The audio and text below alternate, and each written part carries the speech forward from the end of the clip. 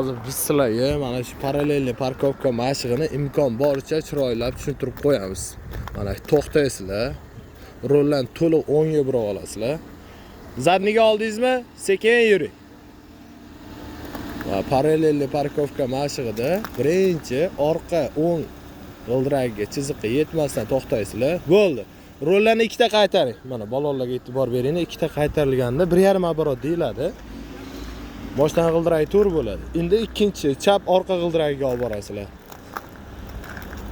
Yana ozgina. Oq chiziqqa borsin. Bo'ldi. Endi buray. Rollarni yana to'liq chapga burib olasizlar. Faqat taqamaysizlar. Taqasanglar uchib qoladi. Mana o'ng tomon oynaga qarab yuraverasizlar. O'zi bosib tekis bo'ladi. Yuravering. Bo'ldi, stop.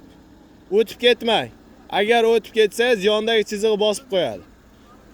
Yaxshi, shu holatda chiqib ketaverasiz. Mana ikkita g'ildiragi ham ko'ryapsizlar, bosib turibdi. Parkovkadan chiqishda mana rolga e'tibor bergan bo'lsangiz, qaytarilmaydi. Sababi mana bu burchak yon chizig'i bosib ketib qo'yadi. Juda ham ehtiyot bo'lishimiz kerak bo'ladi. Svetoforga ham hushyor bo'lamiz. Mana shu joyda ko'pincha miltillab qolishi mumkin. Agar siz bir xilda hamma mashqni bajarsangiz, miltillamasdan chiqib ketaverasiz.